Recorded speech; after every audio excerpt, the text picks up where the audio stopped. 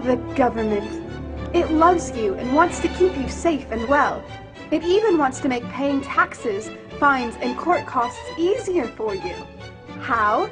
Well, you'll need to meet your straw man. He was born the same day you were. He looks like you, has the same name, and lives in your house, but you never knew he existed. You will have even paid his parking tickets or taxes. The worst part?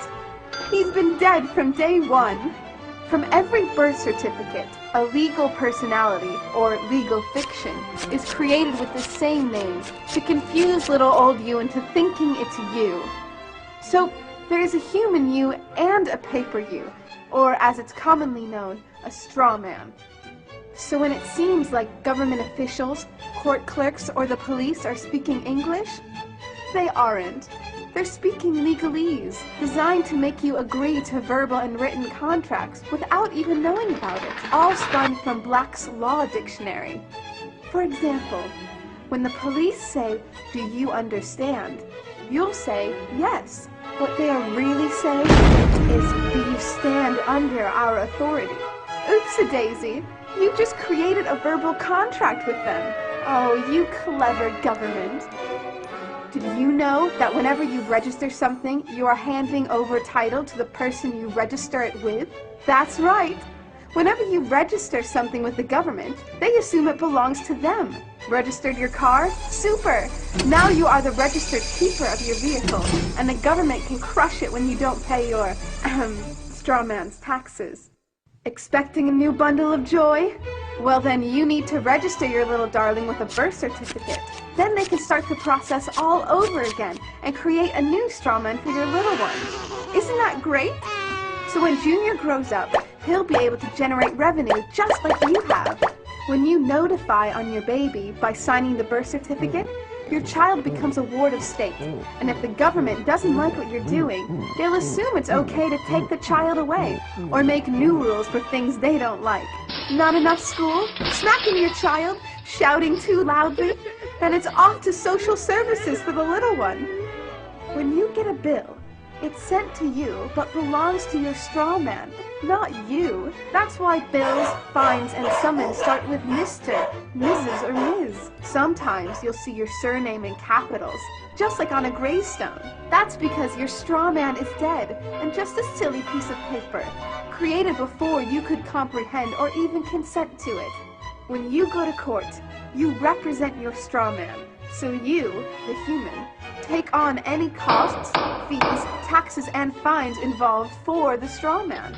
The human you doesn't even need to pay them, but you made a contract with the court by appearing on behalf of your legal personality or straw man, just like the government knew you would. Confused? Well, don't worry. The government doesn't want you to know anyway. If you knew, you'd stop paying things like council tax and parking tickets. Because when you go to court, you are representing your straw man. You are you, alive and made of flesh and blood. Your straw man, or legal personality, is a piece of paper created from your birth certificate. And you think it's you. What a silly Billy. This is a certified true copy of my live statement of birth. You can get this by applying for it at the Registrar General. They'll give it to you. And it's very interesting because this is where it all began. This is the foundation document. All identification is generated from this document. And so if the foundation document is no good, anything that's made from it is no good. That means driver's licenses, health cards, everything.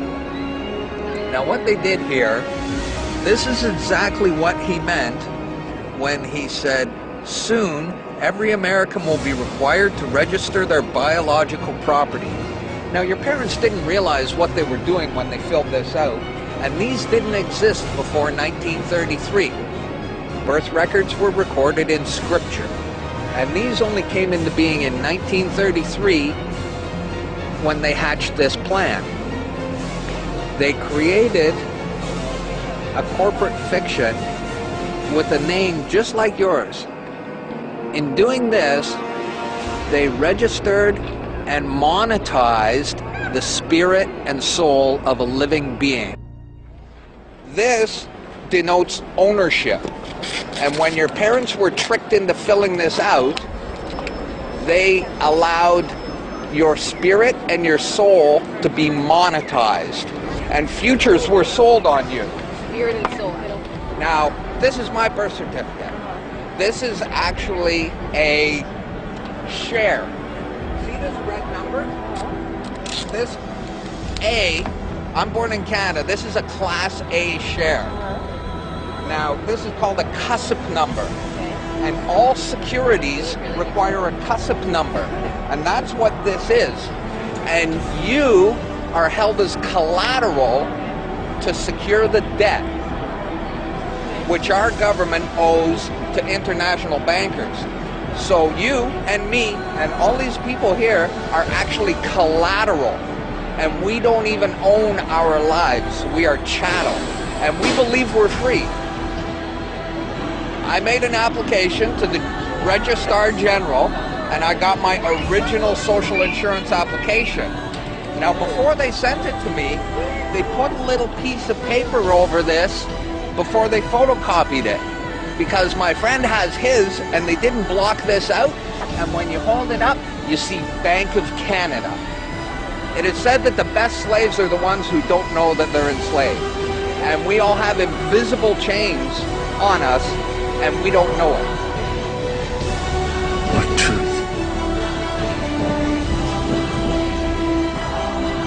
That you are a slave here. Like everyone else, you were born into bondage. Born into a prison that you cannot smell or taste or touch. A prison for your mind. We're talking about big bucks. We're not talking about hundreds of millions or even hundreds of billions now. We're talking about trillions of dollars. The obligation is immeasurable. Nobody can measure it. This door's wide open now. It's gonna happen, whether you like it or not. Do you notice that they have the same amount of ink on them? Do you notice that they're made out of the same virtually worthless stuff? It's paper. Did you get it? It's paper.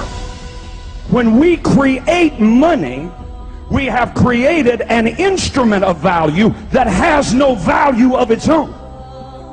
And it's just as expensive or inexpensive to print the 20 as it is to print the 1. In January of 1913, in December of 1913, he signed the Federal Reserve Act, bringing the Federal Reserve System into place in America, and did what Thomas Jefferson said must never happen. He took the control of the money away from the people by taking it away from the Congress and gave it to a group of private individuals who have to pay taxes on the money they loan the government.